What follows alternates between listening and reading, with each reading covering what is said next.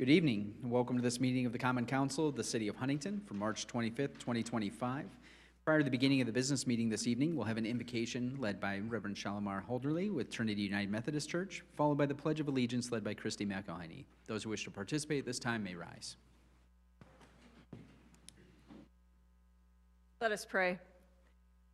Lord God, we thank you so much for this opportunity to gather together to do the business of this town. We ask, Lord, that you would give us the wisdom in the decisions that we need to make, that you would guide us in the way of truth and justice. In Jesus' name, amen. I pledge allegiance to the flag of the United States of America and to the republic for which it stands, one nation, God, indivisible, with liberty and justice for all. Thank you. And with that, we will call the business meeting to order, beginning with a roll call. Brodigan. Present. Chapman. Absent right now. Felton. Present. Funk. Present. Johnson. Here. Pike. Present. Rensberger. Present. Thank you. And not aware of any business before council regarding public hearings this evening, we'll move along to minutes of the previous meeting. Is there a motion to bring the March 11th minutes to the floor for consideration and adoption as presented? So moved. Second. I have a motion and second regarding the minutes. Further discussion and consideration of the March 11th minutes.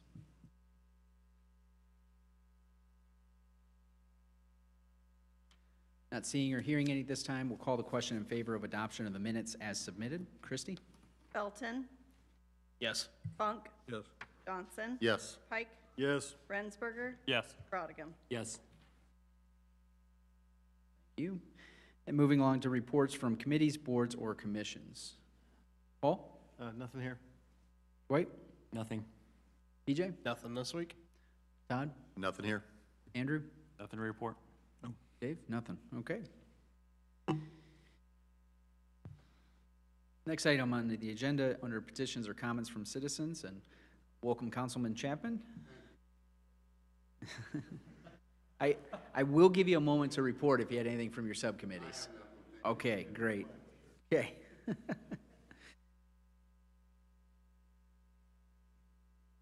Councilman Chapman, to his benefit and for everyone else's knowledge, has many hats in the community and is coming from a training for some of the community service he does and helping others. So we appreciate him being here.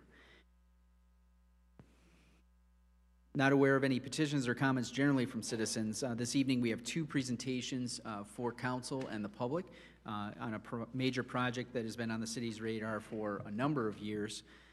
And so we are getting to the point where we need to start taking more deliberate steps forward, and now is the time for updating on those events. And so with that then, I want to invite Anthony Goodnight and others from Lockmuir Group to come and present proposals on the South Water Plant project.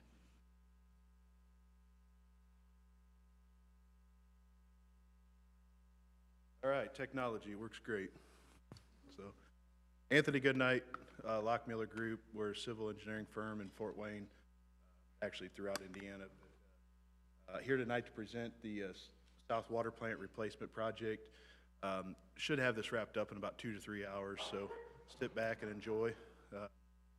No, the South Water Plant Project has been going on for quite some time. I know my name's not on there. This actually presentation was given to Board of Works for a public hearing for SRF approval about a month ago, I think, maybe. So, unfortunately was not there.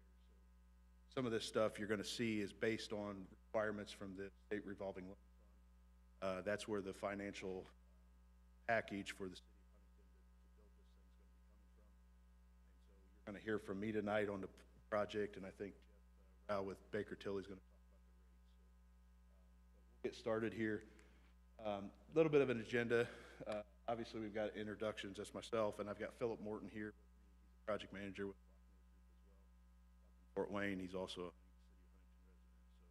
city of Huntington resident. But we'll go over a little bit of the history, existing conditions, proposed conditions, and then we'll get into kind of next steps, what that looks like as we move throughout the project. A little bit of history. The water plant was built in 1959. I don't know if anybody knew that. You go out there, you can tell by looking at it.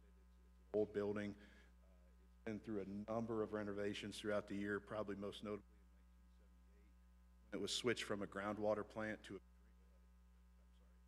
surface water plant to a groundwater plant. So they used to take water out of the river, now they're taking water out of the wells. So there was a lot less regulation at that time. If you have a surface water plant, we'll kind of get into that here in a few minutes. But, throughout the years, there's been, again, a number of renovations. You'll see there at the bottom in 2017, I'm going to call GWUDI, I'm going to say that tonight. What that means is groundwater under the direct influence of surface water, meaning that it's not surface water specifically, but there is surface water type bacteria that's getting into that well. So that well was shut down back in 2017, including well 7 actually as well. So when I start talking tonight about GWUDI, that's kind of what I'm talking about. There was some surface water that was getting into those from a number of reasons. It could be a mechanical thing. Some of the well casings were cracked, and so that was one reason that 5A was 7 was shut down. 5A still there.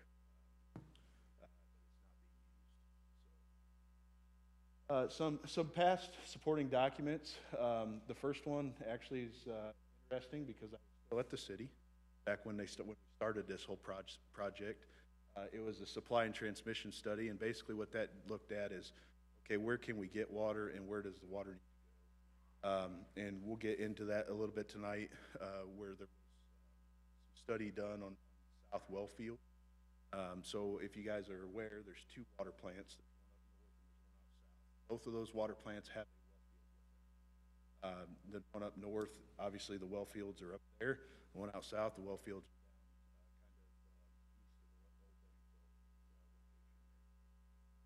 are down there was some, we did a preliminary engineering report in 2024, which is kind of what I'm presenting tonight.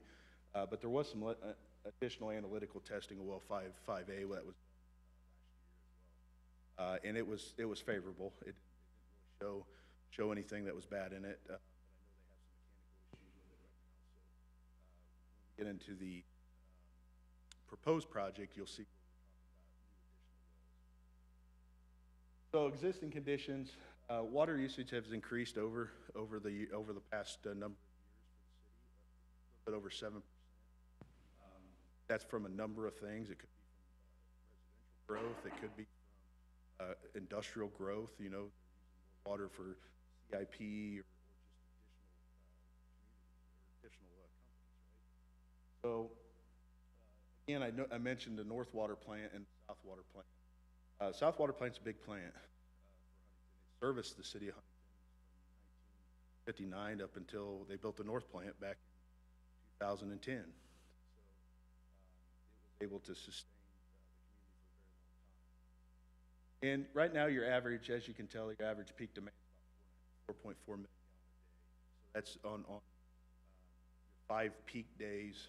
Take a look at those over the last number of years, and then we average those out about 4.5 million gallons a day. So one thing to keep in mind is that you can see that there's not a single one of those plants that can sustain that 4.4 for a long period of time. So that was originally why there was additional water plant built for treatment, obviously, but there was also, they were mining water out of the South Wellfield.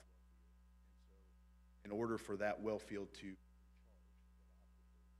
they had to go find a different water source. So that's why they moved north. Now you have 2 separate and distinct aquifers that you pull from, and it allows both of them to be used as you move forward.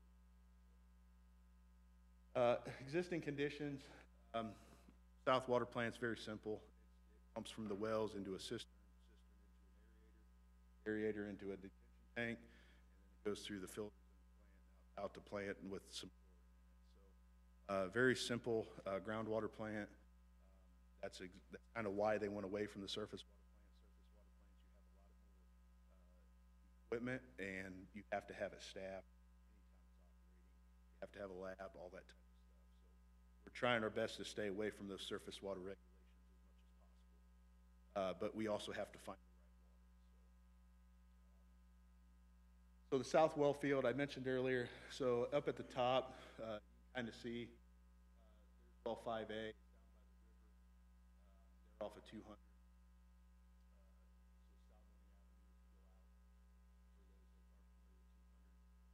Seven was right here.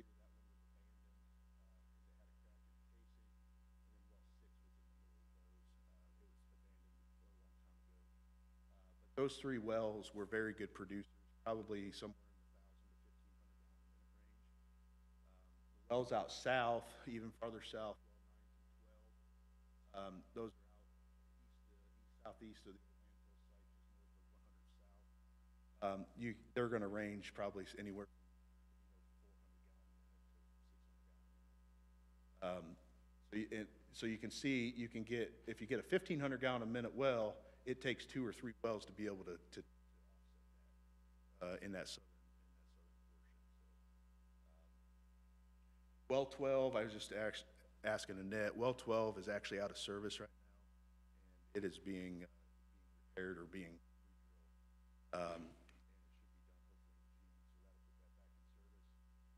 well 5A was deemed duty, so it hasn't been turned on there has been a little bit of decrease, obviously, in production out there out of that well field because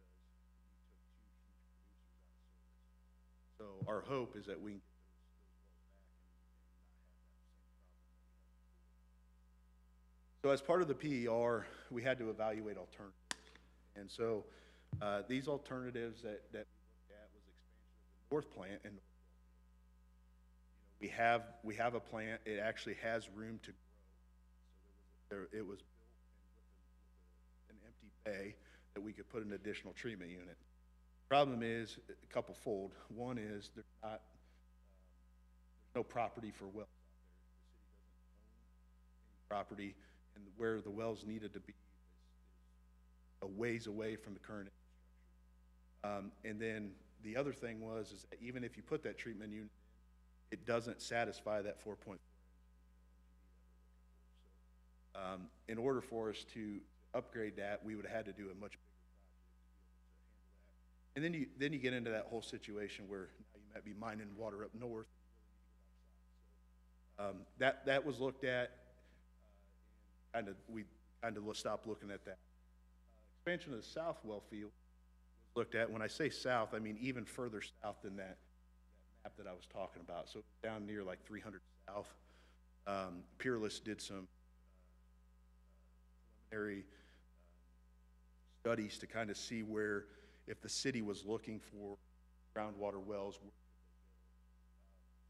could they go? So they found some areas that were way out south, 300 south. But what they said was you can only probably expect 400 gallons. So when we're trying to replace 2,000 or 3,000 gallon a minute, you can quickly see that at about $1 million a well and 4 miles of water main, how quickly that cost adds up. So if you need 2,000 gallon a minute, you need 400 gallon a minute out of each well. That's 5 wells. And these wells are not cheap to build. They're not cheap to maintain. So when we started looking at that, it's like, okay, we know we have water up in this area. I know they were Glutie, but you know, how do we make that work? Because there's already property rights, some property rights, already wells there. So how can we make that work with the plan that we have? So that's kind of what we looked at. Kind of what we looked at in our third one. We could drill 2 additional wells and utilize the existing infrastructure that's right there. So that was kind of where we're going to land. So 3 alternatives. There's what they.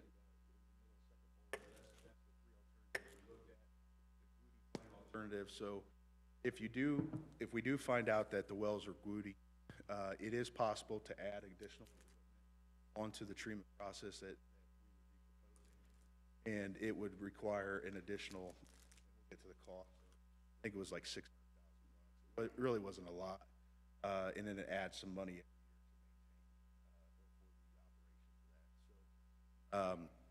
these Woody wells, it does take some time to be deemed that you have to meet. So our hope is that when we drill these wells, that they are groundwater wells, and that you can just maintain the groundwater system. But if it's Woody, it's not the end of the world. Oh, here's the alternative cost. This is the construction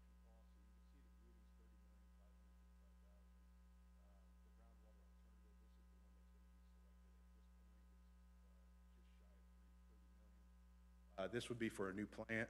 This would be for 2 new wells. All the processes that go with it, meaning the cistern gets redone, the generator gets redone, the existing plant gets demolished,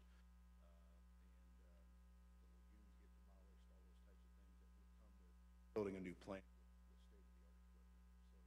state-of-the-art equipment. As I had mentioned earlier, SRF funding is likely going to be the path for this project. They have, historically been the funding source of note for the city of Huntington for wastewater and water projects. So that's very familiar ground. As I mentioned, the PER conclusions, the second bullet point, or the third bullet point, I guess, was for the groundwater well, 2 additional wells there near the river where 5A and 7 used to be, somewhere in that area. Hopefully they're groundwater. Construction costs are going to be about $30 million. Additional operations, going to be roughly $200,000, $220,000, which I'm sure that Jeff took into account. And so if we end up needing to go into a Woody plant, we can add that for about $680,000, and your O&M goes up about $324,000. And that has a lot to do with the operations side, being able to test it, being present when the treatment plant's on, and treating water for the local community. This is just kind of reverberation. If you guys wanted to see what the layout kind of looks like, the new plant's going to go somewhere in this kind of center island.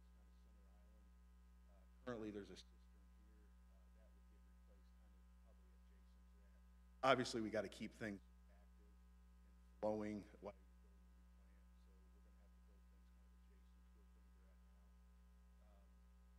The watering building maybe out back.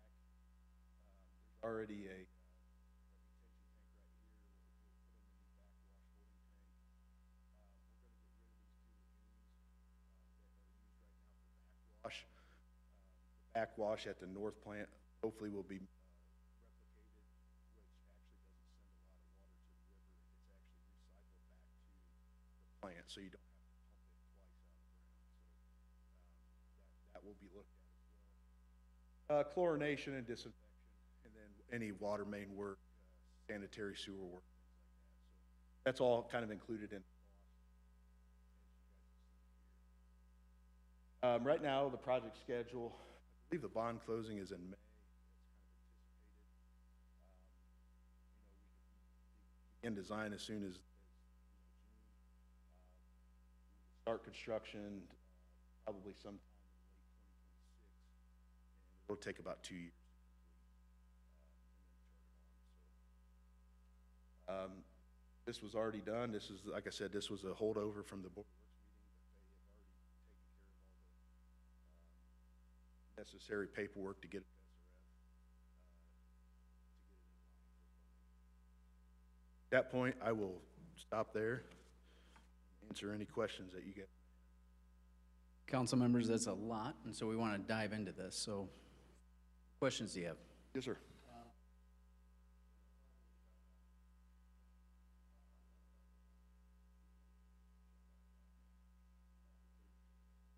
Yeah, 7 and 5A were shut down very similar times. So, I mean, it was over 2,000 gallon a minute that was just shut off. So what happened was the north well field can take on a little more. So it was able to be balanced between the 2 plants. So 7 is capped, 5A is still out there. It is not running though. And now I think there's some issues with it, actually. But yes, the casing was cracked, So what was, the thought was, because they were so close together, the thought was that maybe one was contributing to the other. And so 7 was not able to be repaired. So if you look here, they're not that far apart. It was not able to be repaired. The well casing was cracked.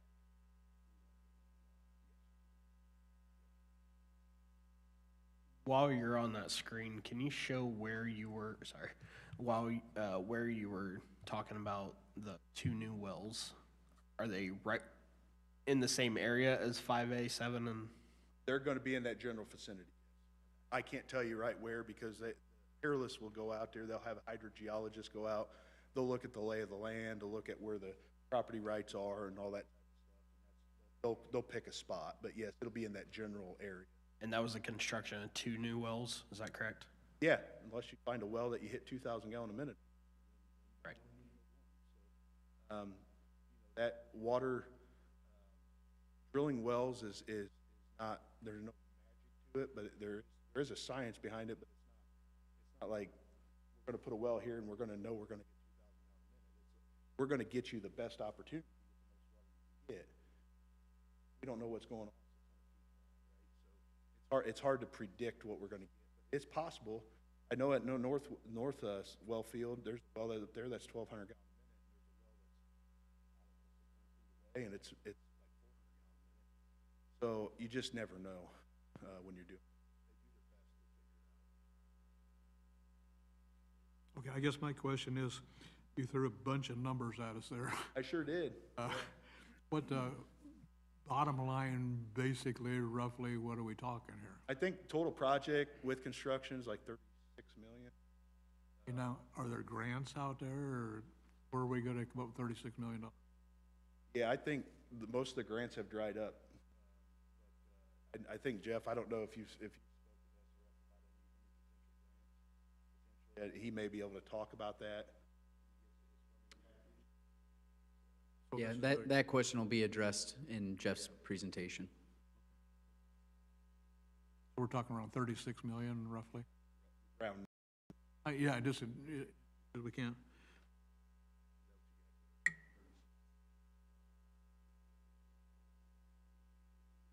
that's the, yeah, I don't have the. Can I ask about the South Water plant? So you didn't really say a lot about the need for it to be replaced. What's the typical life of a water plant of that era? And, you know, if do we need the plant and the wells, or and why is it the whole package? Just So walk me through there's that. several factors. 50 to 75 years for water plants, probably about max. There are some things with that plant, even when it that you can't replace the high service pumps in the basement because the clear well's too small. You can't fill up the whole clear well because apparently it wasn't built correctly back in 1959. Okay. I know, like, some of the old pumps, they can't even be serviced anymore. And in order to, I think, and you might be able to help me, the backwash pump had to have like a color done many years ago, and they had to actually physically like have somebody make them because they couldn't buy parts for them anymore. The Okay. building is falling apart. There are cracks in the exterior of the building. We'll be doing a hazardous materials assessment on the building to make sure that there's no hazardous materials in there. Right, okay. Things like that. So, you know, building a new plant, it's kind of like sometimes building a new building, right? It's cheaper to build new than it actually is to renovate Right. a historic building and try to come up with that. So, you know, we're looking at the cost estimates and the feasibility of stuff. It's much easier to build a new plant that is much more modern than it is to take an old plant and try to make it modern. Okay, thanks, that's very helpful.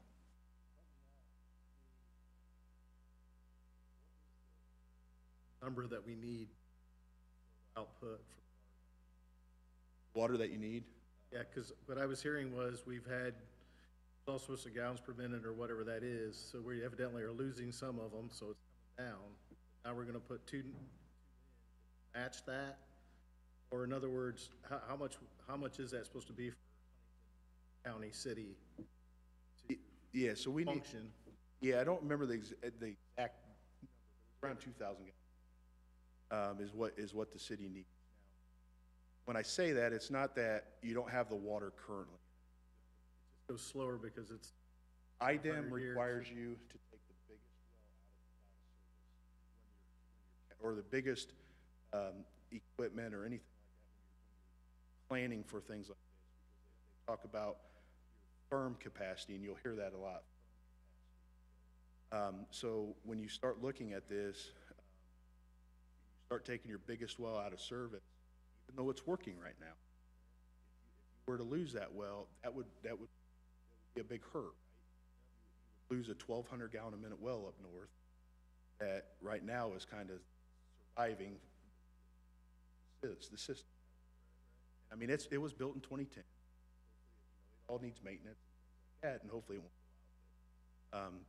Bad things happen, so that's why they talk about firm capacity. So you can always pump a lot more usually, but you gotta always plan for that worst case scenario. I guess How it's working. kind of piggybacking with here, that, things, is that gonna be enough? Is that gonna be what we're gonna need for, like you said, it's gonna be 50 years, is that gonna be the spot? I mean, Right. I'm thinking, we got the new industrial park out here, we got all these things going on. This just gives to maintain? Or No, is it this will plan have gonna- growth. It will have some growth in it, yes. I'll get you the number. You're talking about I'm thinking losing, 10%. so I started doing Yeah. that, so it's kind of where I was going. No, it has growth in it, so Yeah. we project out the 20 years. There's 10 to 15%. So you get a new industry. But things need maintained, right? And as we do it, is, if we're gonna upgrade, I wanna make the upgrade, or if we're gonna agree on the upgrade, it's gonna be something that's gonna be sustainable, lasting type of thing, so don't leave ourselves short. But believe me, I know the mayor and Adam and all of us, we've been talking about this since I was at the city even. Yep. And even now, we've been talking about it for 5 years. And these numbers have been reviewed.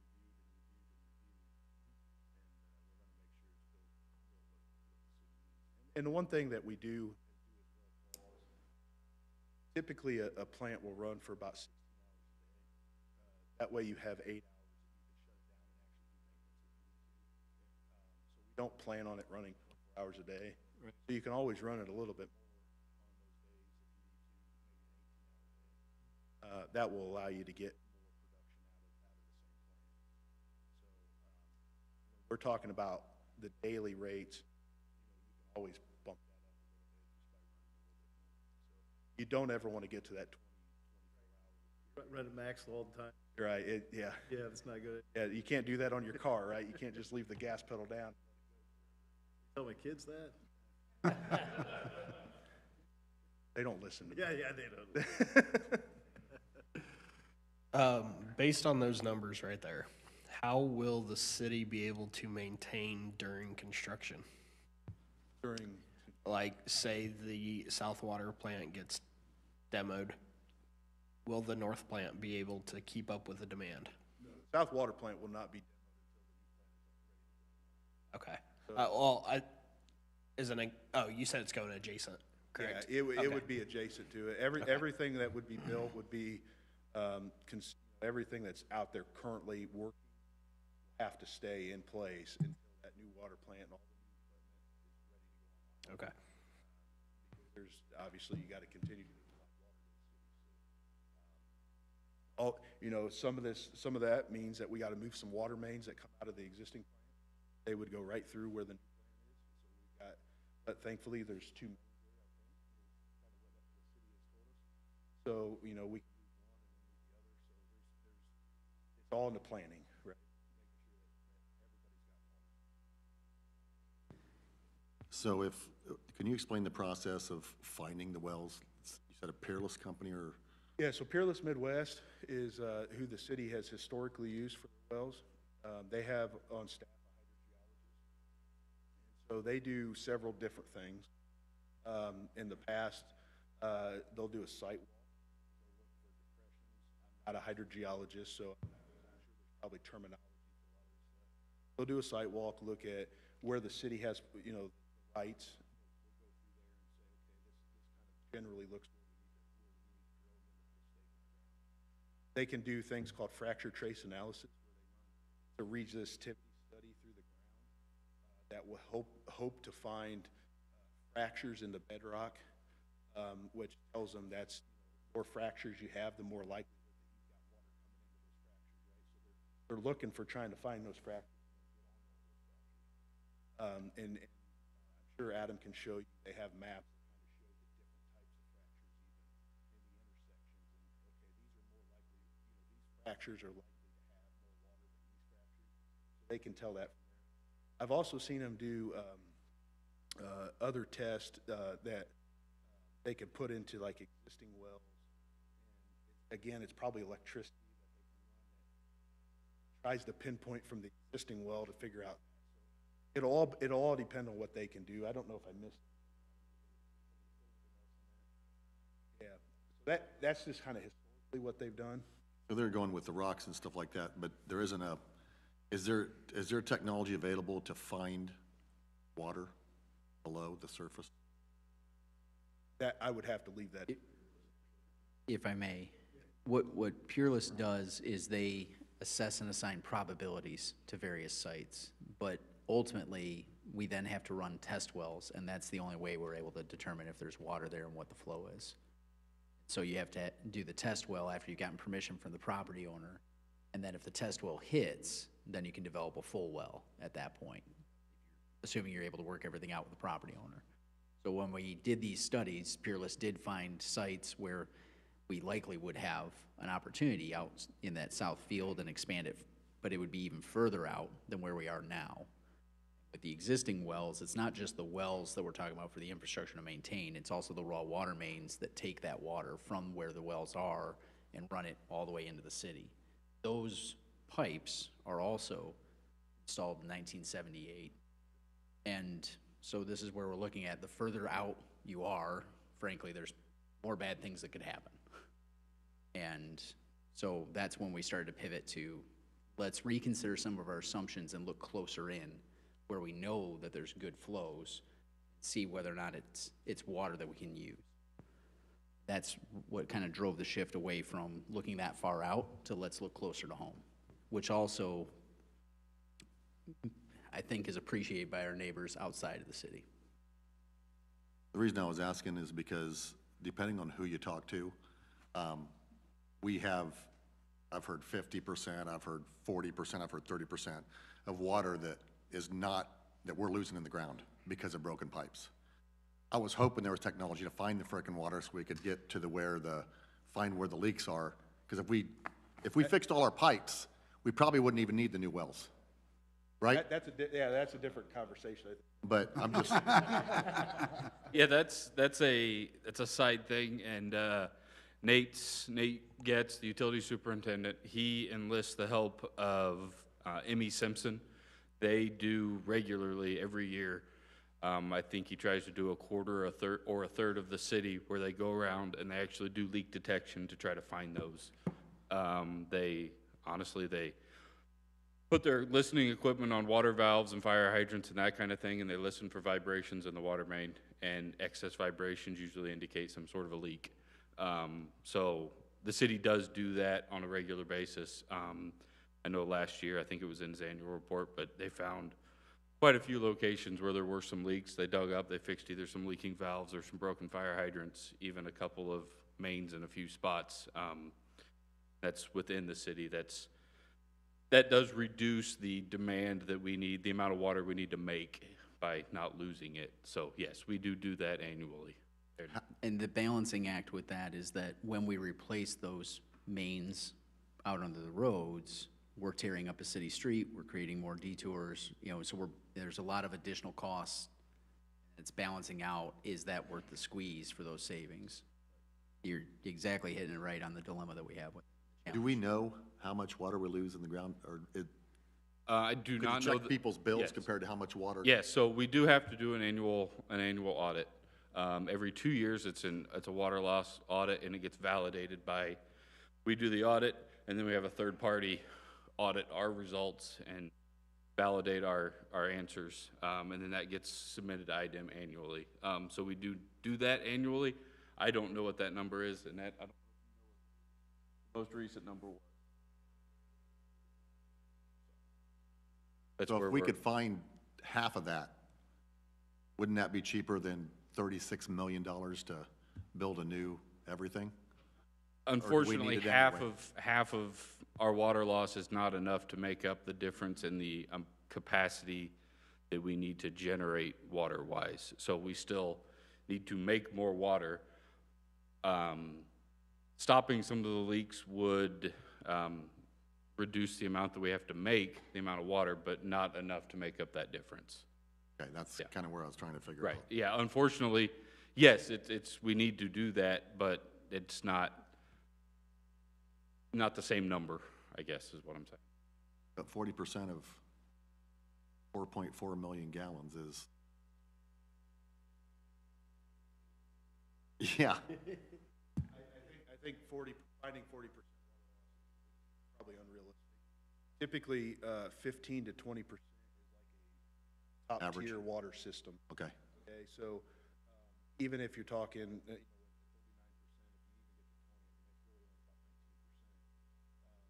a lot of times, it may not be leaking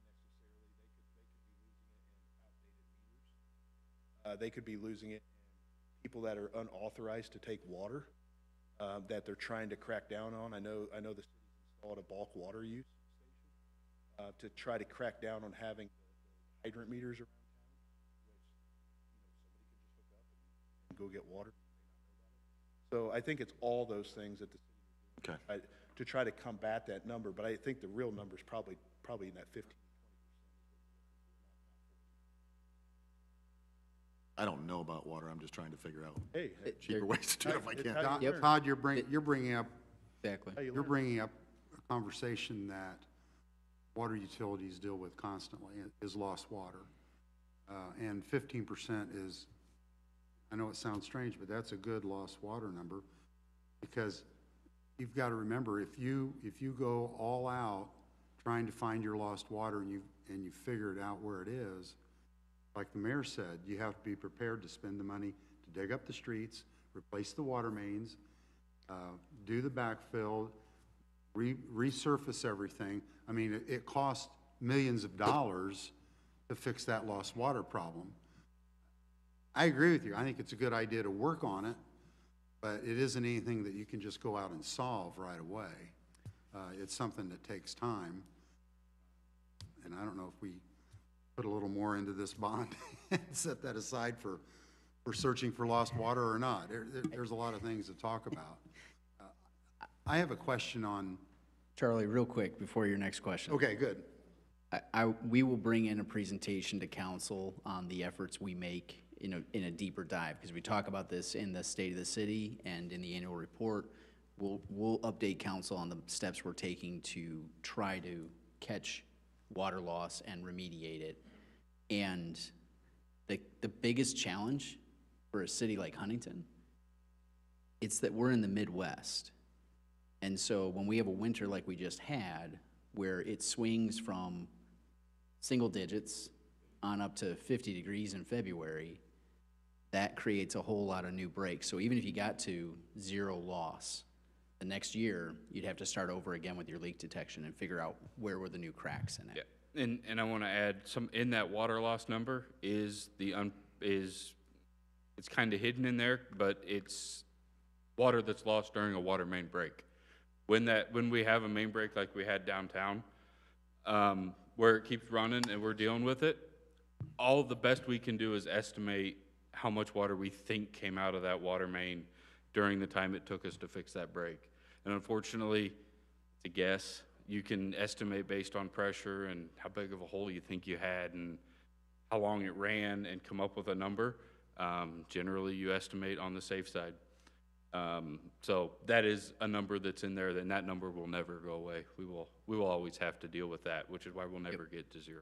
We'll bring those fuller materials in a separate presentation. Yeah. Charlie? Thank you. The question I have is about the new wells. If we're fortunate enough to find the water we need, or we hope it is, are your assumptions accounting for, 7.2% increase in the next 5 or 6 years? I mean, are we gonna have enough capacity for the future? I mean, you gentlemen alluded to that. That's one of the concerns I have, is I hope that they're kind of overbuilding it, because I don't wanna have to go back to the ratepayers in 5 years or so and say, oops, we need to sink a couple of more wells because we don't have enough. Yeah, I'll get you the exact number, but I'm pretty sure it's like a 10%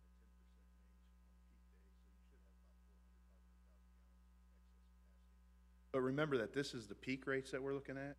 So on your normal day, it might be 2 million gallons a day that you're really pumping. So we have to build everything off the peak rate. And then I think I mentioned what Paul asked is you can always pump that plant just a little bit more. I think when we're looking at everything, it's a 16-hour runtime. So there is some fluff, I guess. Fluff's probably not the right word.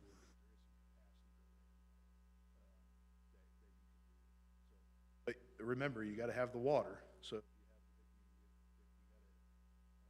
we're going to pump it longer, we need to make sure the wells are working too.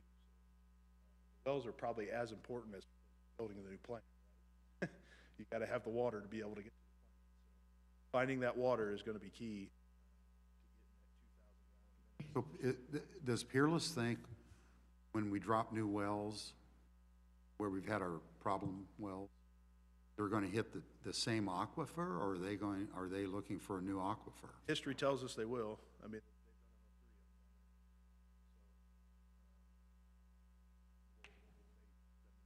that's what they said. And Confident they can get that water. And they don't know where the infiltration's coming from? Yeah, so there's always speculation, right? I mean, there's certainly back in those days, there was bacteria getting into the wells.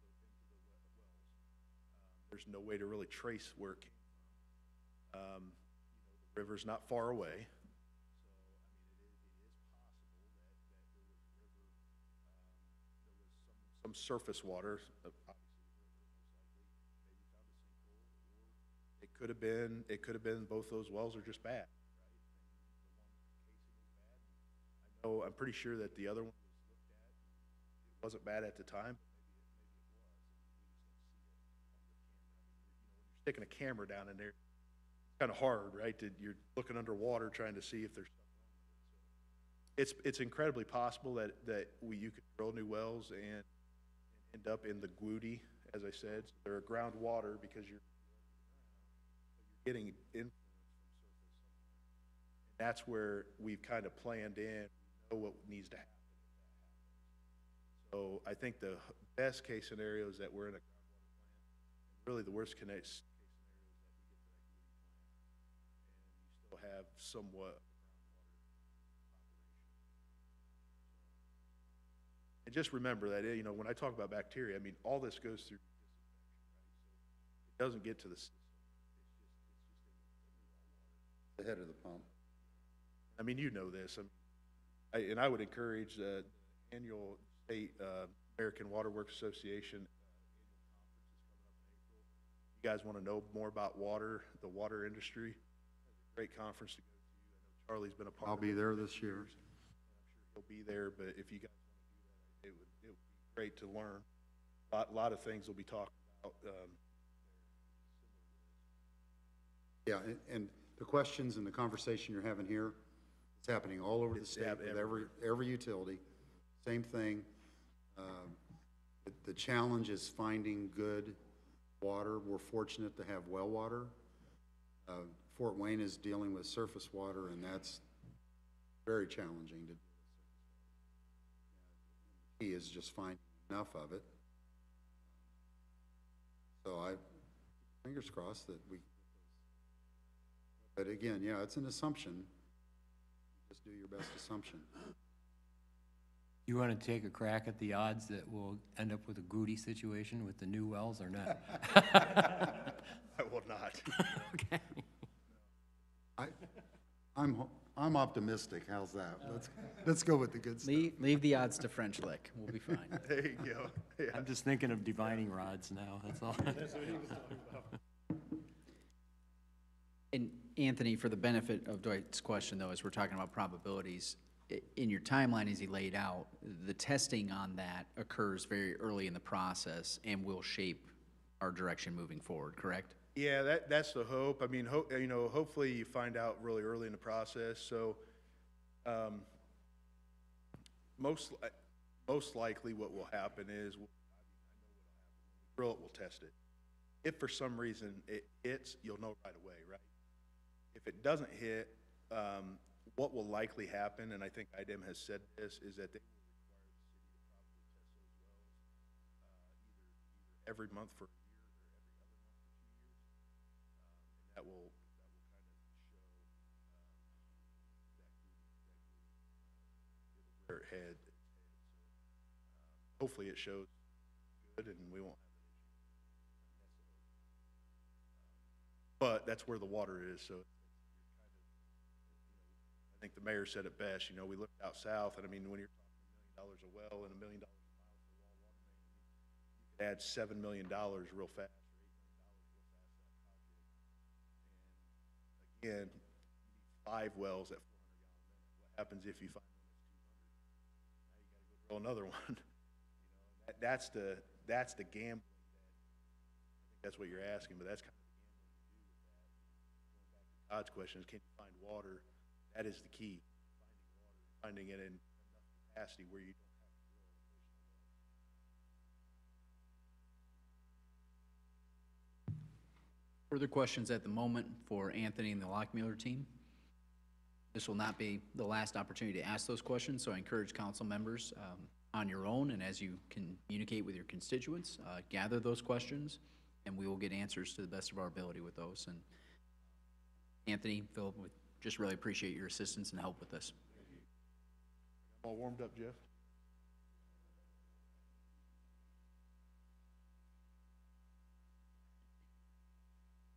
So we have just heard a presentation on the actual project itself and the scope of the work that needs done. And so now we will turn from our contracted engineering firm to our contracted fiscal advisors. Pleasure to reintroduce Jeff Rao to City Council this evening and allow you to introduce your colleague. And Jeff, we thank you for your work. We look forward to the presentation this evening. Yeah, thank you, Mayor. Good evening, Council. Here with me this evening is Ian Stahl, who helped prepare the study and the materials that we're going to cover this evening.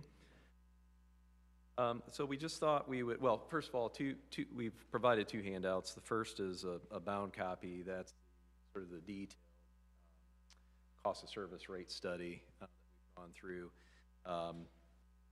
and also provided an executive summary, which is the handout. We're going to kind of cover the handout this evening, but the bound copy has a lot of the detailed numbers in it as well. So we thought it might be helpful just to kind of start out very briefly, history, and then talk a little bit about the headwinds that the water utility is facing with the project.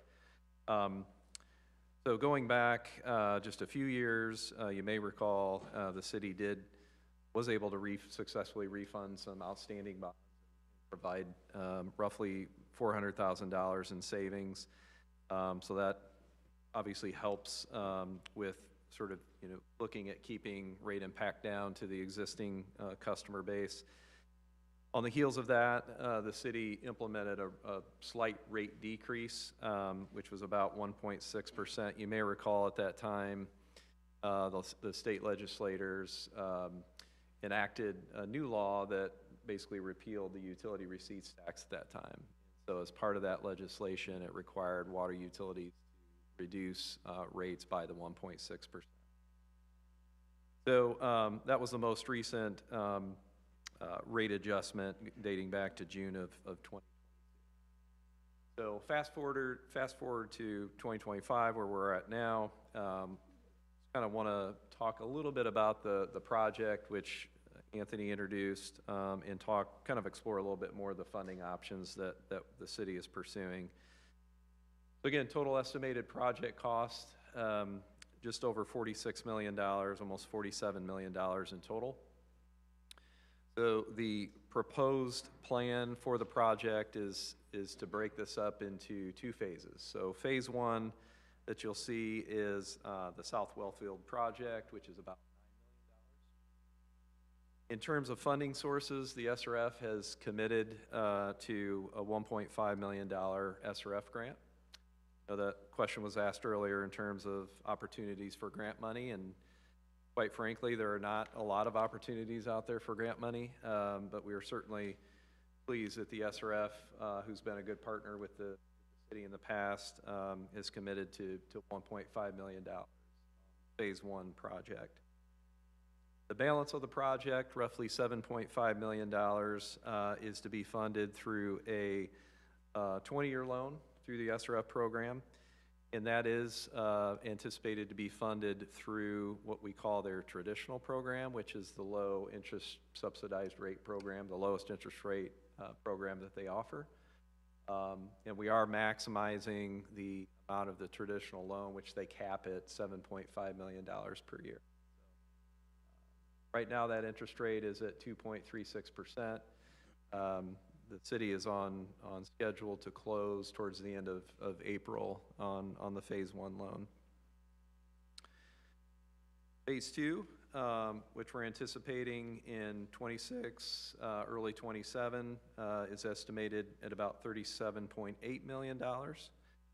And we have several various sources of funding for that one, but before we kind of jump into that, I think it might be helpful just to explain that the phase two project not only includes the treatment plant, the South treatment plant, but also roughly $10 million in lead service line replacements. So through our discussions with SRF, they do offer a lead service line program that offers, for those who qualify based on certain income thresholds, up to roughly $5 million in funding per funding cycle, per fiscal year. And roughly half of that is a grant, so about $2.5 million. The other half is a loan, but it's a loan.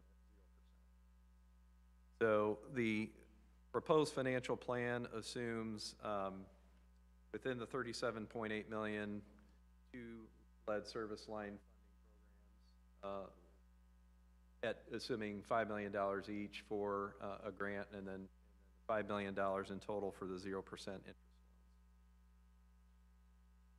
At this point, we're also estimating the city to apply some cash on hand based on our cash flow projections. We're estimating somewhere around $4 million, but that is subject to availability depending on how we see things kind of play out over the next couple years until the time that the city closes on phase two with SRF, but about $4 million, give or take. In addition to that, we're also maximizing, again, the $7.5 million traditional funding program through the SRF. That is also a 20-year loan. The balance, which is about $16.3 million, is assumed to be funded through the SRF's pool program.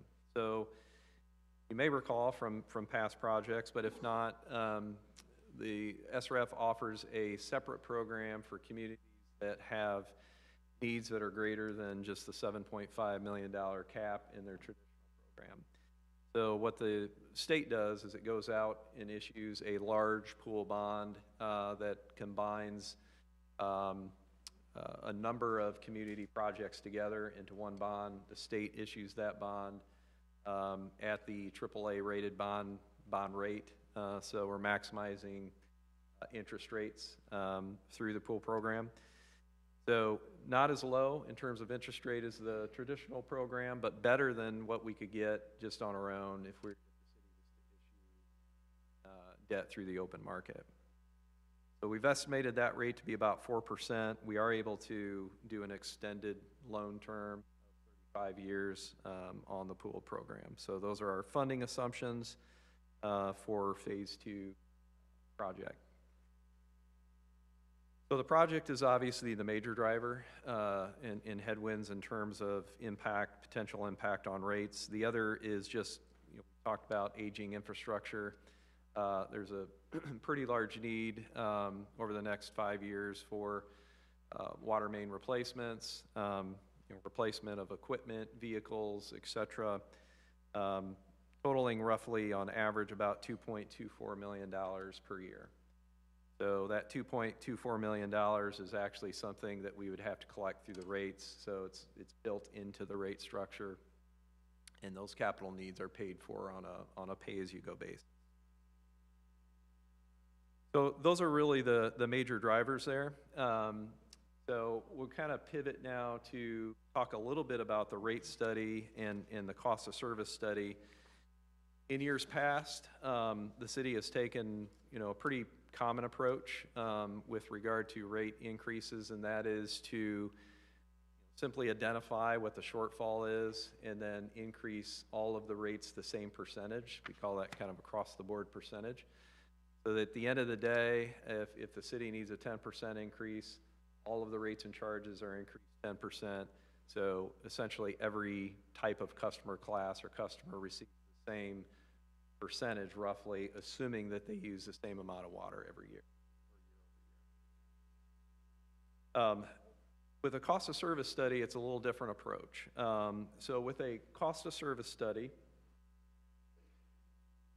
it recognizes the changes in cost and usage characteristics over time. And what I mean by that is, if we were to go back, kind of way back, years ago in terms of when the existing rate structure was established, I'm sure the city of Huntington looked quite a bit different than what it looks now.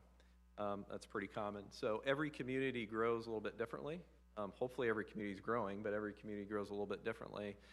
And so what we see as a community evolves and it grows is there are changes that happen with regard to cost and those usage characteristics. So, a simple example is some communities grow their industrial base. Large volume customers grow. Some are more, bedroom communities, so they have just higher growth in residential class. So each community is unique. But what the cost of service study does is it looks at those changes in usage characteristics and it attempts to align the cost with providing water to each of those customer classes that aligns with the cost or the revenues that are being generated, what we're asking those customer classes to pay. So it's aligning the revenue with the cost that it takes to provide water to those customer classes. So how do we do that? It's through a process of allocating costs that are proportionate to those customer classes' needs based on their specific usage characteristics. Common customer classes, as you're aware, residential, commercial, industrial, institutional is another. Also fire protection, obviously, is a cost component in of itself, and what we'll see here is that it's a major cost component within the water utility. So as we go through this, as we've gone through this process, we've looked to allocate those costs that are proportionate with serving those specific customer classes. So at the end of the day, though, the goal of the cost of service study is really primarily two things. One is to better align the cost with providing service with the revenues collected to serve those classes, as we've talked about here. And the second is to develop a rate structure that recovers sufficient amount of revenue to meet future obligations. That would include all things such as operation and maintenance costs, day-to-day cost of the utility, debt service on outstanding and proposed bonds, as well as any reserve requirements that are required to be maintained by the funding agency. And lastly, future capital replacements and extensions. All right, so this next schedule summarizes really the results of that cost of service study. Just kind of wanted to point out two things, but before we kind of get into some of the detail, at a very high level here, you'll notice that the rate plan proposes 3 phases.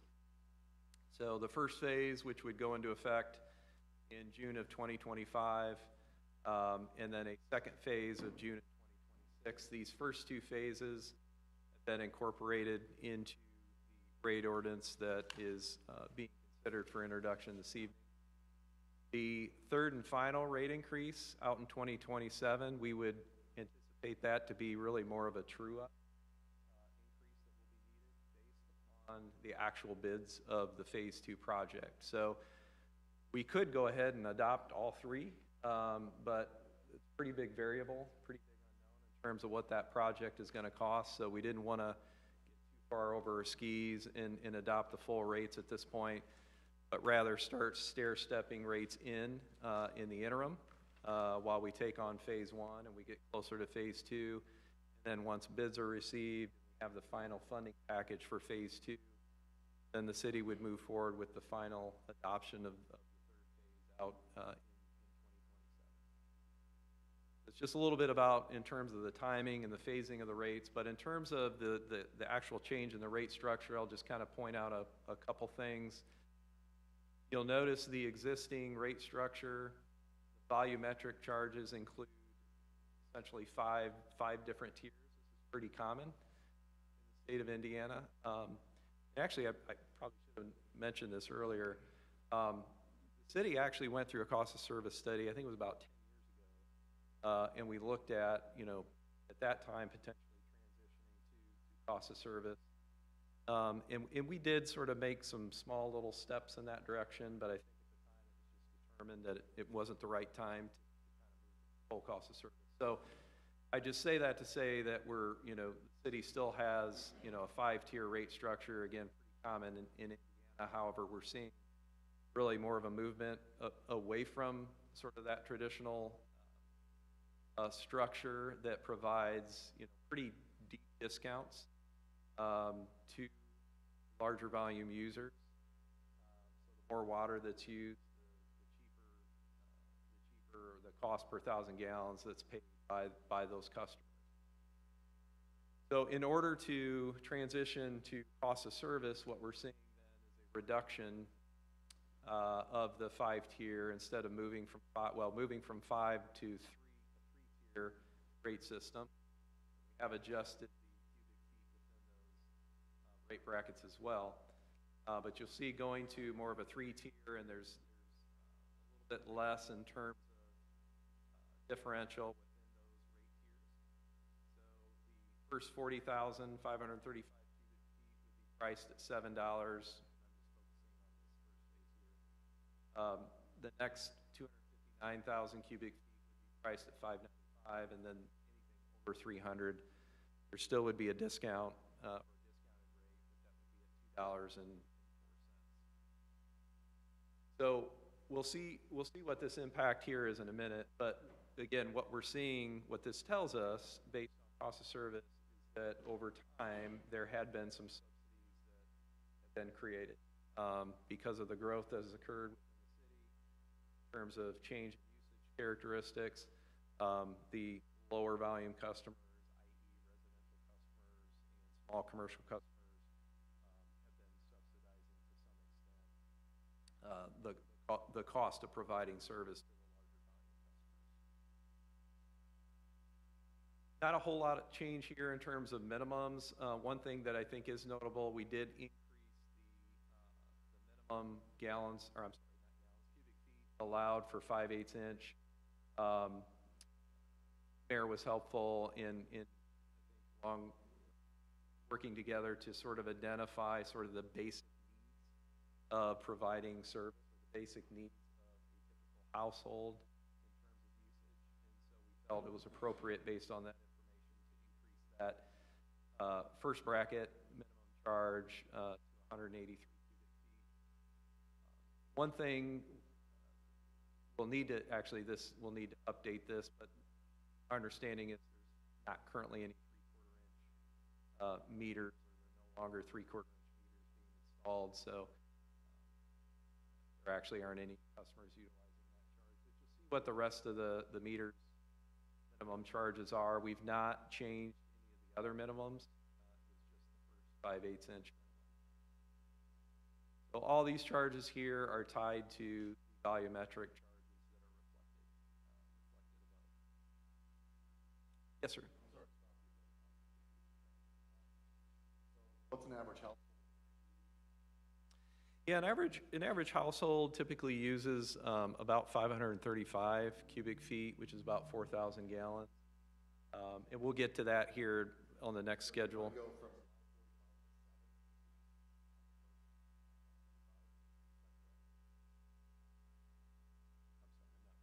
545.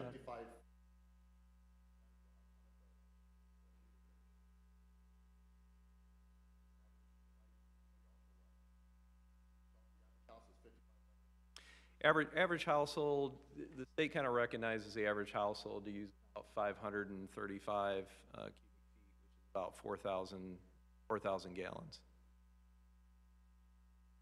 So it will show, on the next schedule, we'll show kind of what that impact is. Yeah, I think we might get, but if not, bring me back to it, but I think we might get to where you're headed there. So the next schedule is just a continuation of showing, those phases, the other charges that are established within the ordinance. Of course, we have private hydrant rental, we have municipal hydrant rental, which is paid on the monthly bill. That's a monthly surcharge, and then sprinkler connection charges as well. So those aren't new; those are just changing based on cost of service. Okay, so this is where maybe we'll get to the average household impact, this schedule, and then the following schedule. So what are the results in terms of kind of where the rubber meets the road? What can we expect in terms of increases to the different user classes and individual users based on average usage? So high level impacts by customer class. When we take into account kind of all three phases, what we're estimating is residential to increase about 55% on average. Commercial, roughly 75% on average. And industrial, we're referring to the large industrial here, roughly 200% increases. So again, just highlights what we've seen, what we saw in the study, highlights the change in the water system and the usage characteristics over time, that in order to level set within the rate structure, the industrial customers, the large volume customers, are seeing a higher impact than the lower volume customers. What does that look like in terms of the individual phases? Phase one. This is where we're seeing the level set going from the existing rate structure to the cost of service. So you'll see pretty wide variations here in terms of increases. So on average, residential increase, we'll see about 15% out of the gate. Commercial, roughly 30%. Industrial, anywhere between 100 and 200% approximate increase. Get to phase two and phase three, what you'll notice is the percentages are roughly the same. So phase one is increasing because of the project, but it's also sort of a double whammy, if you will, converting or transitioning from existing cost of service rate structure. And then phase two and three are increases that are specifically related to the project. About 17%. Roughly 15%. So those are kind of the high level estimations. We've kind of taken that one step further, and we sort of drilled down to see, okay, what is the impact based on, if we were to pull out sample bills based on various usages, and based on various meter sizes, what are we looking at in terms of rate impact? So what you're seeing here is phase one. So if we're just looking at a minimum bill, so anybody under the 183 cubic feet, they get billed the 5/8 inch minimum bill charge. They're currently paying $19.24. Under the phase one proposed rates, they would pay $21.90, about a $2.66. This is where we get to the question regarding average customer, average residential customer. About 535 cubic feet, about 4,000 gallons. Currently paying $40.42. That same customer would pay $46.54 under the Phase 1 rates, which is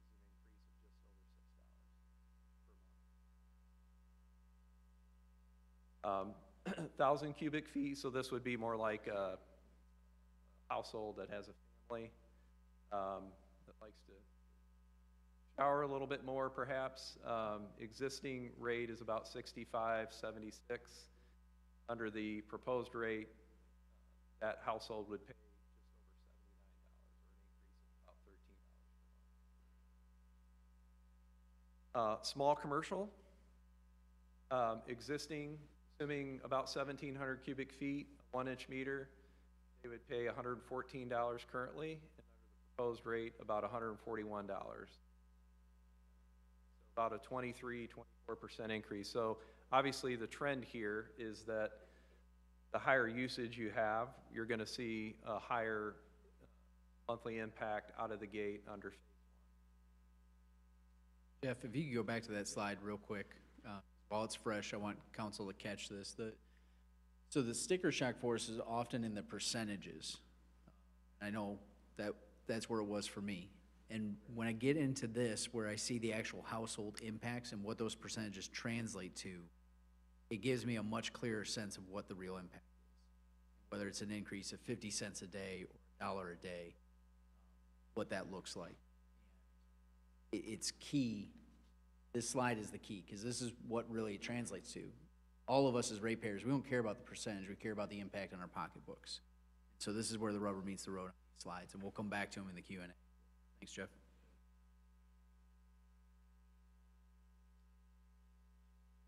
So again, here you can kind of see, as the mayor pointed out, dollar changes, and also the percent changes there. Again, the point being that as more usage you use, the higher impact you're going to see because of the elimination or reduction, not elimination, but reduction of those discounts in the existing rate structure. So we can see, in terms of dollars, large industrial customer who uses 760 cubic feet, assuming a 3-inch meter, various fire protection charges is going to pay, increase is going to be somewhere around $15,000 per month. Again, it scales here based on the amount of usage, but also the number of fire suppression systems you have. If you have sprinkler systems, if you have private hydrants, all that is going to add to the overall impact to those customers. Then Phase 2, this is where we get into more of a little more consistency in terms of overall increase. The minimum bill ratepayer is going to pay about $4 more in Phase 2 per month. The average household is going to pay somewhere around $8 increase per month under Phase 2. And then again, you see those increase as the percentages, but the dollars increase more usage. Yes, sir.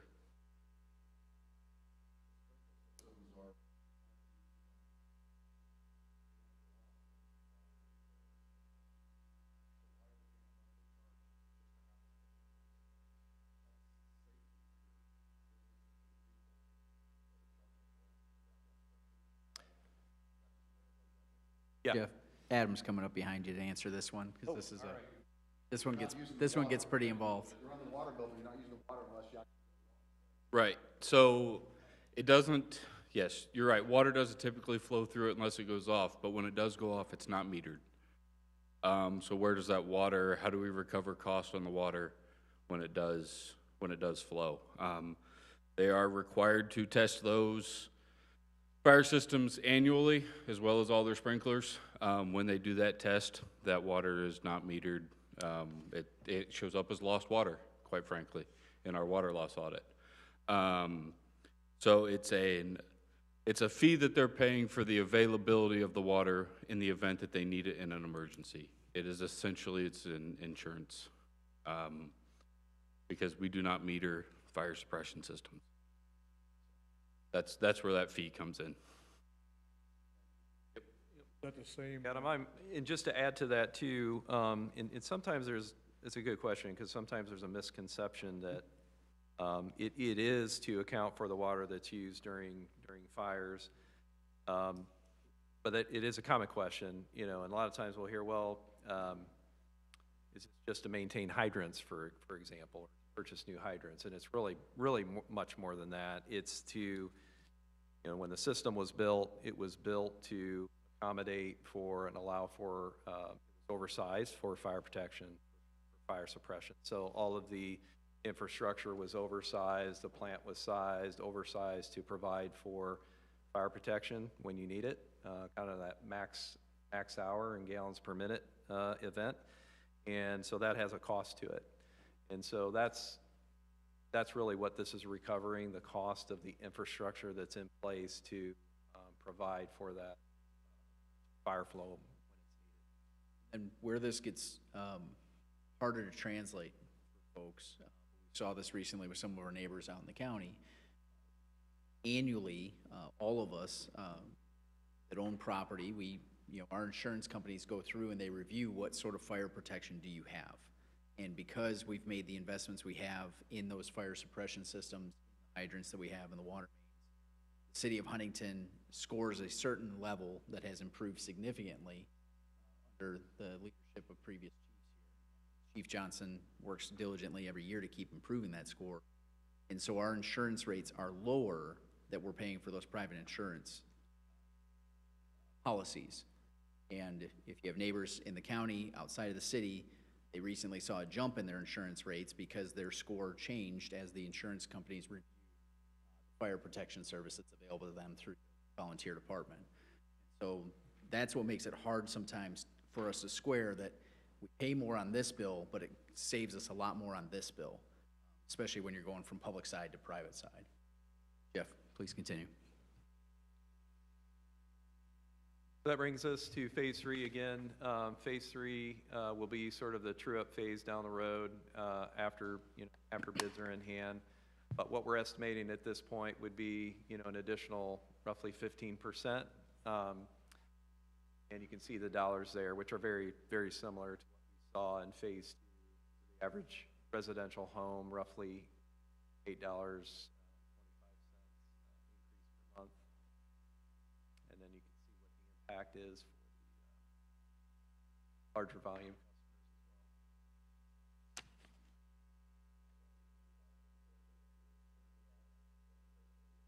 well. Phase 2.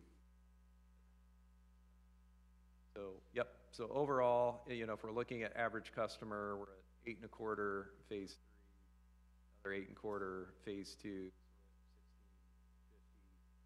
roughly, and then $6, so somewhere around $22 total increase through the 3 phases. So are these increases what we need to build what we're talking about? Correct. Just to cover that? Correct. Yeah, so these rates incorporate day-to-day operating costs. They incorporate the $39 million, it's not all being borrowed, but the $39 million project to be funded over the next 20 to 35 years. And then it also builds in roughly the $2.25 million to address aging equipment and infrastructure. So this would be all-inclusive. All 3 phases would be needed to pay for those future obligations.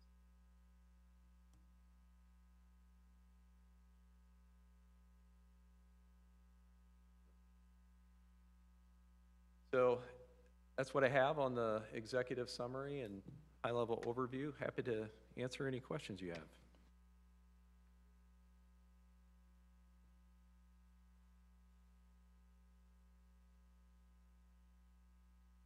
I would have a question for Adam, I guess. Yeah. What's our current metering program? If this gets adopted and goes through, We're asking the ratepayers to pay more, especially with the rates really going up for industrial users. We're going to want to be sure that their meters are metering properly. Yeah. So what's our metering program? Do we do change outs, or do you test, or we get new meters? All Is the that part above. of- Short answer, all the above. Nate, the company M.E. Simpson that I mentioned earlier that does leak detection, they also do meter testing. They are given a list of the largest consumers every year, and they go test all of the largest consumers' meters annually to make sure they're reading accurately. I believe Nate has just ordered and started replacing a bunch of the older residential meters, the 5/8 meters, because they've been in for 15 years or more at this point. So they are to the point where they've outlived their warranty, and they're to the point where they need to be replaced. That's part of Nate's annual operating budget. And then, yeah, we do testing on, outside of just the largest industrial customers. He does a random sampling of other ones, test meters. So if they test outside of a certain parameter, they get replaced. Customers are also allowed to, one time a year, request their meter get tested if they believe that there's bad metering. So, yep, they all get tested if they need to be.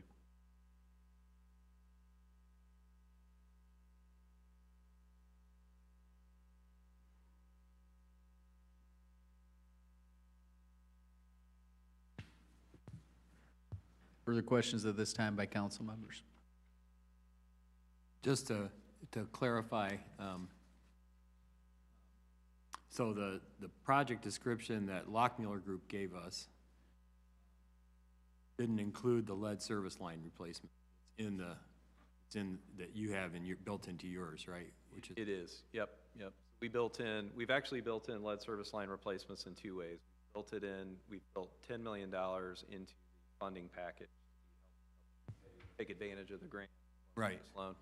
And then we've also built in an annual allowance, I believe it's for the next 8 years, 7 or 8 years, to cash flow other lead service line projects that we couldn't build into the bond issue.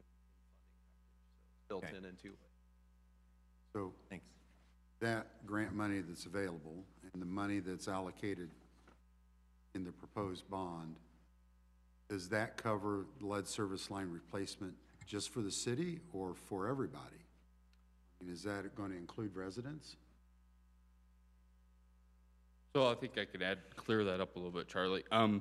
Under the EPA guidelines directed down through IDEM, municipalities in the state of Indiana were required to complete a lead service line inventory by October of last year. The city did our initial lead service line inventory. We now have, I believe, a year and a half to refine those results even further and confirm exactly which services have lead in either the way the city's service lines are built. The portion from the water main to the water meter is the city's owned and operated portion. The water line from the meter into the house, into the resident, is the homeowner's portion. Under the guidance we've received through the EPA and IDEM, lead service line replacement has to replace the entire service line from the meter pit to the first shutoff inside of the house. So it would do both sides, whether it's lead or galvanized. The IDEM and EPA view galvanized that's in vicinity of lead as being under the impact and has to be replaced as well. So the only water lines that are deemed okay are copper and plastic. So yes, the service line replacement would be the full line, the main to the house.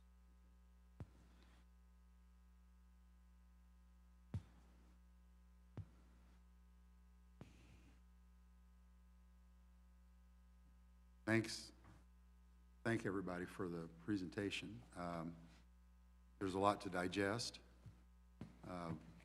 One of the things that's a challenge for all of us, these are big numbers, but at the same time, I think the ratepayers, and we got to remember these ratepayers have an expectation that they can turn the water on their sink and get a glass of water and Doesn't, water, you know, you can go out and catch water in a bucket, but to have it fall out of your faucet in the sink costs money. And to maintain the sustainability of our water system in the community takes resources to do that. So I appreciate the grants that you discovered and the way you've blended the financing the best way you can find. Hopefully, by the time we get ready to float the bonds, there's something that's more favorable for us, who knows? But I appreciate the numbers, and there's a lot to look at here. Jeff, real fast. Can you go to the schedule of present and proposed rate changes or charges, 25 through 27?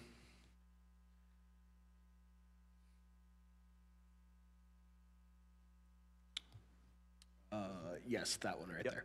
Okay, so looking at this, if we eliminate the 3/4 inch meter size, there at the bottom on the minimum charge, the average household, so we're looking at the 5/8 meter, correct? Okay, so the current phase one,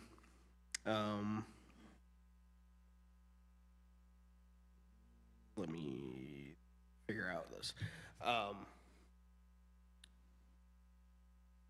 Starting in June for the 5/8 meter, we're looking at the allowed flow to go up that 56 cents, correct? So how exactly will that affect, like, your average bill for just your common household? So would we be looking at that back on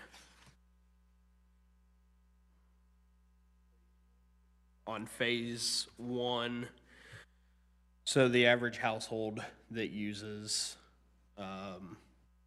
let's just say 2 adults and 1 child in the house, how exactly, on those numbers right there, that's going to be the estimated amount that changes? Correct. So Because it's all estimates based on what each house uses. well, it is except for the minimum. So if you use, the way the minimum works is if you use less than 183 cubic feet, so if you have 0 consumption, all the way up to 183 cubic feet, you're still going to pay these charges here. That's correct. So that's what we're reflecting here in phase one. Is if you use somewhere below that 183 cubic feet, this is what you're going to pay. So currently you pay $19.24, and under phase one you'll pay $21.90, so an increase of $2.66. Now, talking about more of an average household, you're probably looking somewhere at this number here, or it could be anywhere between this number and this number. But the state sort of recognizes 535 cubic feet as an average household. So under that scenario, your increase is roughly $6.12 on the first year. First year, correct. And then on phase two, that number would be $8.25, an increase of $8.25. Which would, right.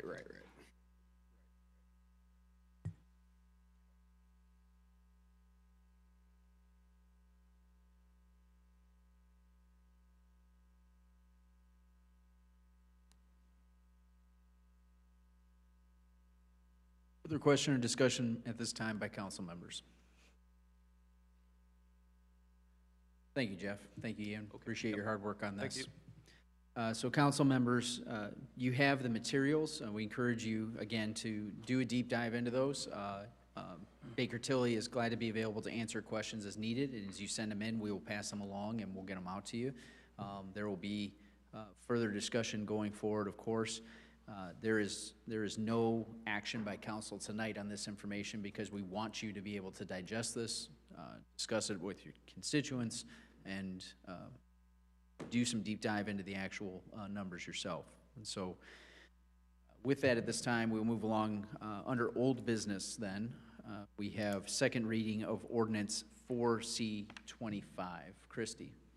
Ordinance 4C25, this ordinance, if adopted, would amend Chapter 156 titled Subdivision Code of the City of Huntington Code of Ordinances by making certain revisions.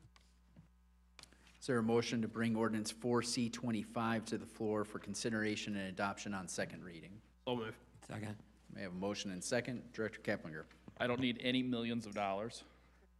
I come before you tonight just for the second reading of the subdivision code, providing for those technical amendments. The only reason I walked up, just to point out Mike's keen eye at the last meeting. You'll recall I did have an error in the certification of the vote from the Planning Commission. The attachment that the secretary certified had the correct number, but I fat-fingered from 5 to 1 to 5 to 0. So, and yes, I realize 0 and 1 are at opposite ends of the keyboard. Other than that, it is the same exact ordinance that you considered and we discussed in detail at your previous meeting. So any questions, I'm happy to answer.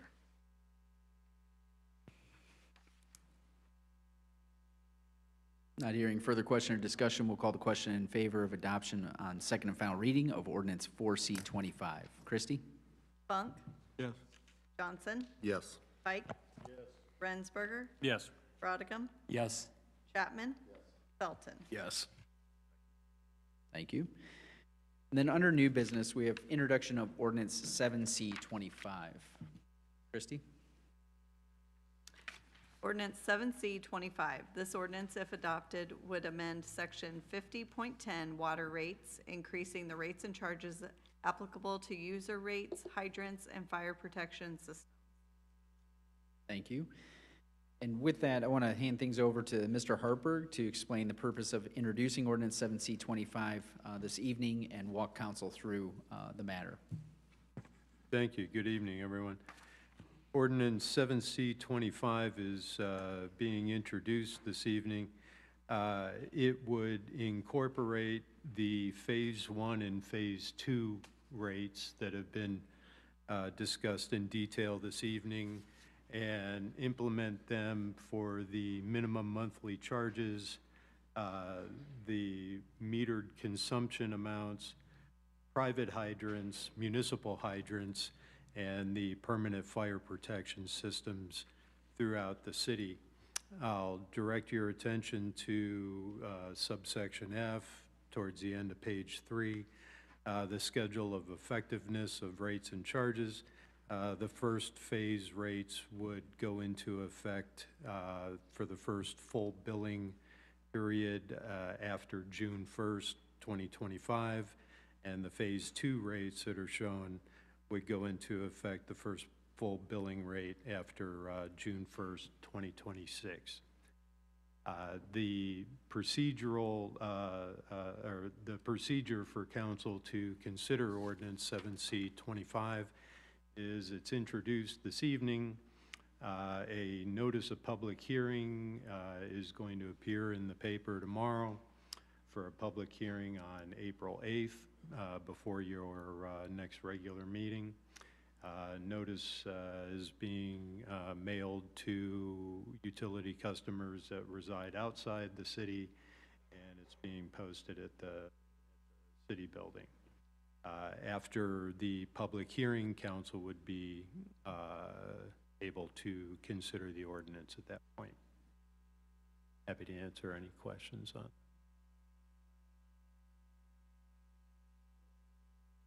So we'll have the first reading tonight, then a public hearing once the public hearing is over? Just introduction tonight. Okay, No- gotcha. No reading. Tonight. Yep.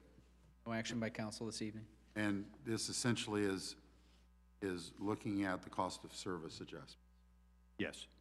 Yeah, it incorporates the rates that Right. Baker Tilly pulled out, or presented. The first two phases, because Yes. as Baker Tilly noted, we need to firm up the design numbers and actual bids before we would look at the third phase. That will come back to council at a later date when those. So we have the public hearing and then the introduction. Okay. No, thank- first. Public hearing, first then reading. first reading. Introductions is Introduction, public hearing, first reading. Thank you. Second reading. That's why we invite Mike. Thank you. Yes.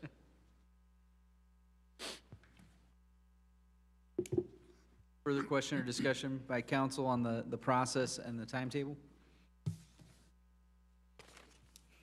Okay, not hearing any at this time. Move along to miscellaneous items for the good of the order. When any council members have anything for the good of the order? Okay. Is there a motion for adjournment? So move. Motion and second. Further discussion and consideration?